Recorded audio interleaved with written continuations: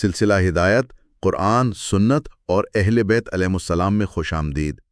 آج ہم قرآن مجید کی 27ویں سورہ سورۃ النمل کا ایک گہرا جائزہ لیں گے۔ یہ ایک مکی سورہ ہے اور اس میں 93 آیات ہیں۔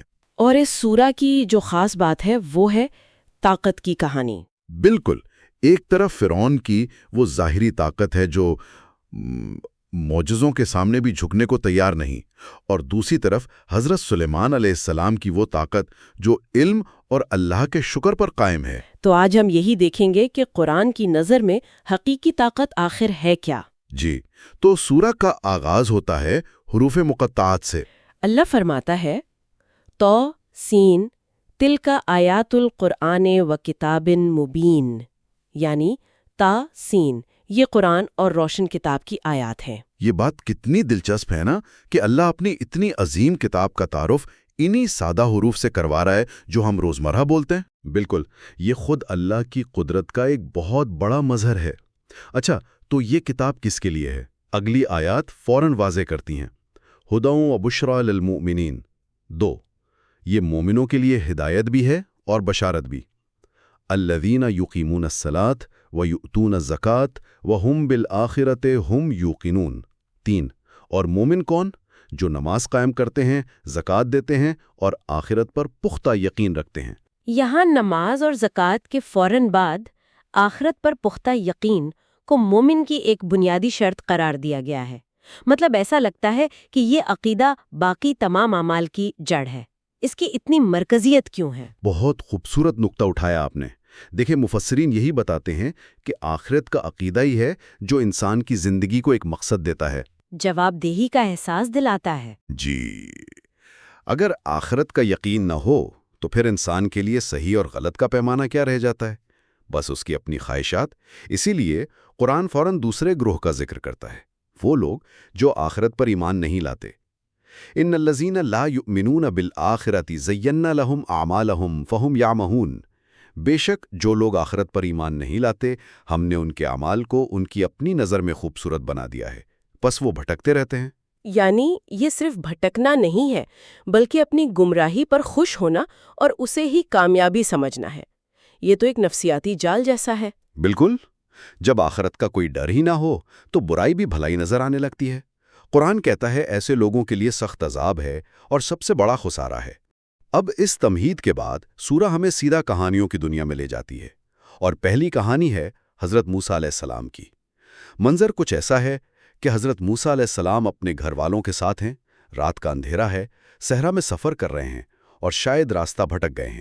جی، دور سے انہیں ایک آگ نظر آتی ہے تو وہ کہتے ہیں انی آنست نارا سآتیکم منہا بخبر او آتیکم بشہاب قبس لعلکم تصطلون، میں نے ایک آگ دیکھی ہے، میں وہاں سے یا تو کوئی خبر لاتا ہوں یا پھر کوئی دہکتا ہوا شعلہ تاکہ تم لوگ سردی میں تاپ سکو۔ لیکن جب وہ وہاں پہنچتے ہیں تو منظر کچھ اور ہی تھا۔ وہ عام آگ نہیں تھی۔ بالکل نہیں، وہ آگ ایک سرسبز درخت سے بلند ہو رہی تھی، اور وہاں سے ایک آواز آتی ہے فلما جاءہا نودی ان بورک من فی النار ومن حولہا، پس جب موسیٰ وہاں پہنچے تو ندا دی گئی کہ بابرکت ہے وہ جو اس آگ کے نور میں ہے اور جو اس کے آس پاس ہے۔ یہ تو ایک بہت ہی غیر معمولی تجربہ ہے۔ ایک عام انسان کے لیے یہ سمجھنا کتنا مشکل ہوگا کہ یہ آواز خدا کی ہے، کسی اور مخلوق کی نہیں۔ حضرت موسیٰ علیہ السلام کو کیسے یقین ہوا؟ بہت اچھا سوال ہے۔ اس کی کئی وجوہات تھیں۔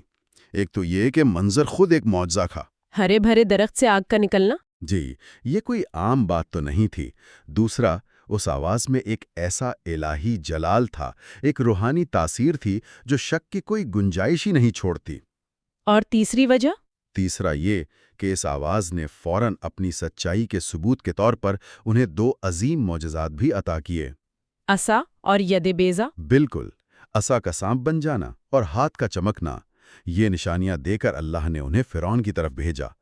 لیکن جب فرعون اور اس کے درباریوں نے یہ معجزے دیکھے تو انہوں نے اسے کھلا جادو قرار دے دیا۔ یہاں قرآن ان کے انکار کی اصل وجہ ان کی نفسیات کو کھولتا ہے، اور یہی اس سورہ کا مرکزی خیال بھی ہے۔ وَجَحَدُوا بِهَا وَاسْتَيْقَنَتْهَا أَنفُسُهُمْ ظُلْمًا وَعُلُوًّا، 14، اور انہوں نے ظلم اور تکبر کی بنا پر ان نشانیوں کا انکار کیا، حالانکہ ان کے دلوں نے ان کا یقین کر لیا تھا۔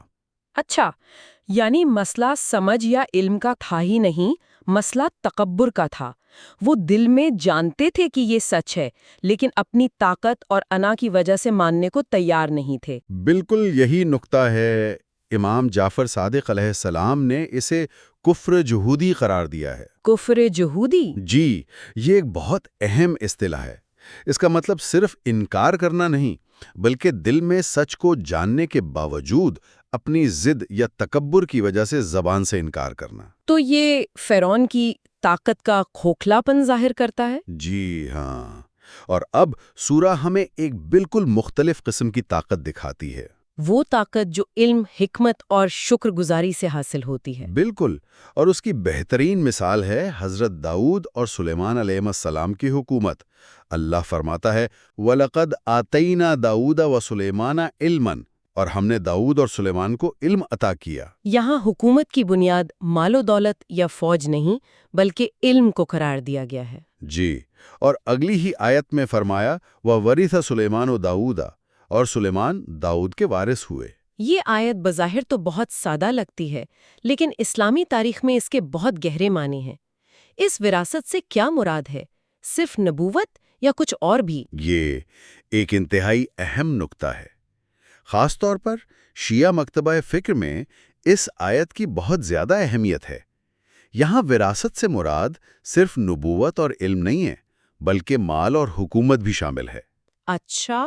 جی، یہ آیت اس تصور کو چیلنج کرتی ہے کہ انبیاء مادی وراثت نہیں چھوڑتے، اور اسی لیے جب رسول اللہ صلی اللہ علیہ وآلہ وسلم کے بعد حضرت فاطمہ سلام اللہ علیہا نے باغ فدق پر اپنا حق جتایا تو انہوں نے خلیفہ اول کے سامنے اسی آیت کا حوالہ دیا تھا کہ انبیاء کی اولاد ان کے مال و ملک کی بھی وارث ہوتی ہے۔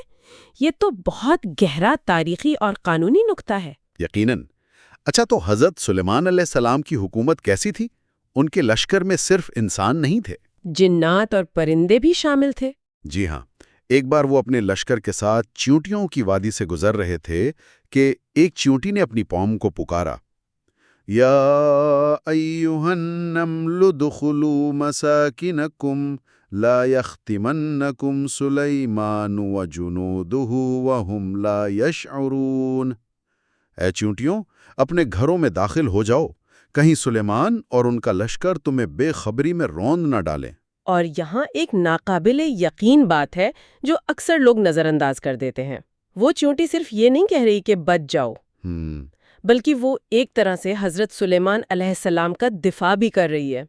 جب وہ کہتی ہے وَهُمْ لَا يَشْعُرُونَ، یعنی بے خبری میں، تو وہ یہ کہہ رہی ہے کہ اگر وہ ایسا کریں گے بھی تو جان بوجھ کر نہیں کریں گے۔ کیا بات ہے، بالکل صحیح۔ وہ حضرت سلیمان علیہ السلام کے انصاف کی گواہی دے رہی ہے کہ وہ جان بوجھ کر کسی پر ظلم نہیں کرتے۔ جی، یہ قرآن کا معجزہ ہے کہ ایک چونٹی کے چھوٹے سے مکالمے میں بھی قانون، انصاف اور حسن ظن کے کتنے پہلو چھپے ہوئے ہیں۔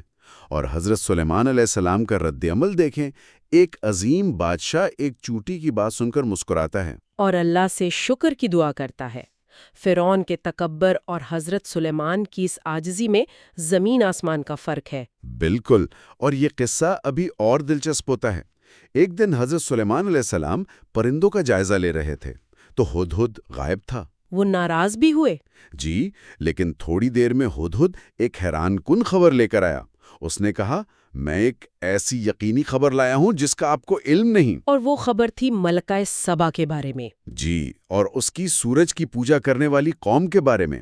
یہاں بھی دیکھیں، ایک چھوٹا سا پرندہ ایک عظیم پیغمبر کے علم میں اضافہ کر رہا ہے۔ علم کی اہمیت۔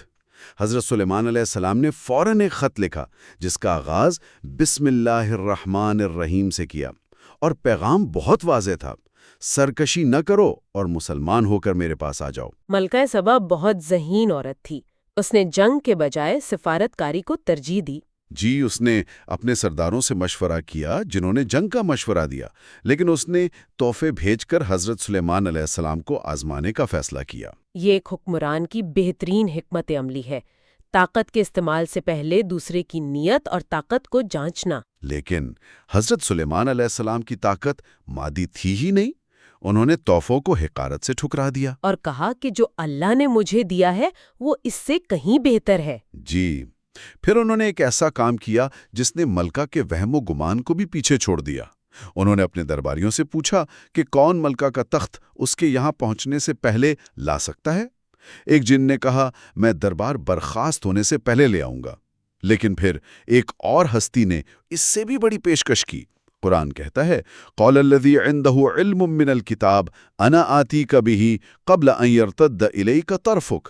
جس کے پاس کتاب کا کچھ علم تھا اس نے کہا، میں اسے آپ کی پلک جھپکنے سے پہلے آپ کے پاس لے آؤں گا۔ اور یہ کچھ علم والی بات بہت دلچسپ ہے۔ قرآن پورا علم نہیں کہہ رہا، صرف کتاب کا کچھ علم۔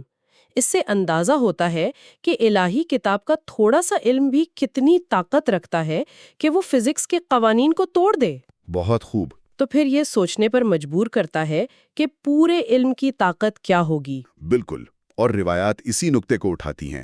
مفسرین کے مطابق یہ شخص حضرت سلیمان علیہ السلام کے وصی آصف بن برخیہ تھے۔ ان کے جانشین؟ جی، اور روایات اس آیت کا موازنہ سورہ رعد کی آیت 43 سے کرتی ہیں، جہاں من عنده علم الکتاب کا ذکر ہے، یعنی جس کے پاس پوری کتاب کا علم ہے۔ اچھا۔ رسول اللہ صلی اللہ علیہ وآلہ وسلم سے ایک حدیث مروی ہے کہ پہلی آیت میں سلیمان علیہ السلام کے وصی کا ذکر ہے، جبکہ دوسری آیت سے مراد میرے بھائی علی بن ابی طالب علیہ السلام ہیں۔ تو یہ قصہ صرف ایک معجزے کا بیان نہیں، بلکہ یہ علم کی طاقت کے درجات کو بھی واضح کر رہا ہے۔ جی ہاں، اور جب ملکہ سبا پہنچی تو اس نے نہ صرف اپنا تخت وہاں دیکھا بلکہ ایک شیشے کا محل بھی دیکھا جسے وہ پانی سمجھ بیٹھی۔ ان معجزات کو اور حضرت سلیمان علیہ السلام کی اس بے نیازی کو دیکھ کر اس نے فوراً اپنی غلطی تسلیم کی۔ اس نے تکبر نہیں کیا فرعون کی طرح؟ بالکل نہیں۔ اس نے کہا، پروردگار، میں نے اپنی جان پر ظلم کیا اور اب میں سلیمان کے ساتھ اللہ رب العالمین پر ایمان لاتی ہوں۔ ان طاقتور کہانیوں کے بعد سورہ اپنا رخ توحید کے عقلی دلائل کی طرف موڑتی ہے۔ اب دل سے نہیں، دماغ سے بات کرتی ہے۔ جی، آیت 59 میں ایک بنیادی سوال اٹھایا گیا ہے، اللہ خیر اما یشرکون؟ کیا اللہ بہتر ہے یا وہ جنہیں یہ شریک ٹھہراتے ہیں؟ یہ ایک ایسا سوال ہے جو ہر انسان کو اپنی زندگی میں خود سے پوچھنا چاہیے۔ اس کے بعد 5 آیات میں 5 مزید سوالات ہیں جو انسان کو کائنات میں اس کی حیثیت یاد دلاتے ہیں۔ جیسے کہ کون ہے جس نے آسمانوں اور زمین کو بنایا؟ کون ہے جس نے زمین کو رہنے کے قابل بنایا؟ کون تمہیں خشکی اور تری میں راستہ دکھاتا ہے؟ کون تخلیق کی ابتدا کرتا ہے اور اسے دہرائے گا؟ اور ان سب کے درمیان ایک آیت ہے جو بہت خاص ہے، امن یجیب المستر اذا دعاہ ویکشف السوء 62۔ بھلا کون ہے جو بے قرار مستر کی دعا سنتا ہے جب وہ اسے پکارتا ہے اور اس کی تکلیف دور کرتا ہے؟ یہ آیت بہت پر اثر ہے اور اکثر مصیبت کے وقت پڑھی جاتی ہے۔ تفاسیر میں اسے امام مہدی علیہ السلام سے بھی منسوب کیا جاتا ہے۔ اس تعلق کی کیا وجہ ہے؟ روایات کی روشنی میں اگرچہ یہ آیت عام ہے اور ہر بے بس انسان پر لاگو ہوتی ہے، لیکن اس کا کامل ترین مصداق حضرت امام مہدی علیہ السلام ہے۔ اچھا۔ کہا جاتا ہے کہ جب دنیا ظلم و ستم سے بھر جائے گی اور پوری انسانیت ایک اضطرار اور بے بسی کے عالم میں ہوگی، تب امام مہدی علیہ السلام خانہ کعبہ میں دعا کریں گے۔ جی، اور اللہ ان کی دعا کو قبول فرمائے گا، دنیا سے برائی کو ختم کرے گا اور انہیں اور ان کے ساتھیوں کو زمین کا وارث اور خلیفہ بنائے گا۔ تو یہ آیت ایک عالمی نجات کی امید دلاتی ہے۔ سورہ کے آخری حصے میں قیامت کی کچھ نشانیاں ہیں اور اللہ کے علم غیب کا بیان ہے۔ آیت 88 میں ایک ایسی بات کہی گئی ہے جو صدیوں بعد سائنس نے دریافت کی۔ وَتَرَى الْجِبَالَ تَحْسَبُهَا جَامِدَةً وَهِيَ تَمُرُّ مَرَّ السَّحَابِ، اور تم پہاڑوں کو دیکھ کر انہیں ٹھہرا ہوا گمان کرتے ہو حالانکہ وہ بادلوں کی طرح چل رہے ہیں۔ یہ تو زمین کی گردش کی طرف ایک بہت واضح اشارہ لگتا ہے۔ 1400 سال پہلے اس حقیقت کا بیان، یہ خود قرآن کے معجزہ ہونے کی ایک اور دلیل ہے۔ بالکل، اور سورہ کا اختتام رسول اللہ صلی اللہ علیہ وآلہ وسلم کو دیے گئے ایک واضح حکم اور ایک آفاقی اصول پر ہوتا ہے۔ ذاتی ذمہ داری کا اصول۔ جی، آپ کو حکم دیا گیا کہ آپ صرف مکے کے رب کی عبادت کریں، مسلمانوں میں شامل رہیں اور قرآن کی تلاوت کریں، اور پھر فرمایا، فمن اہتدى فإنما يهتدي لنفسه ومن ضل فقل انما انا من المنذرین 92۔ پس جو ہدایت پائے گا وہ اپنے ہی فائدے کے لیے پائے گا، اور جو گمراہ ہو جائے تو کہہ دو میں تو صرف خبردار کرنے والوں میں سے ہوں۔ تو یہ سورہ ہمیں بار بار دنیاوی طاقت جیسے فرعون کا تکبر یا ملکہ سبا کی سلطنت کا موازنہ حقیقی طاقت سے کرواتی ہے جو الہی علم اور تسلیم و رضا میں ہے۔ یہ ہمیں سوچنے پر مجبور کرتی ہے کہ ہم اپنی زندگی میں چیلنجز کا سامنا کرتے ہوئے ظاہری مادی طاقت پر بھروسہ کرتے ہیں یا اس بصیرت کو تلاش کرتے ہیں جس نے بدلے ہوئے تخت کو پہچان لیا اور شیشے کے فرش کے پار ایک عظیم حقیقت کو دیکھا۔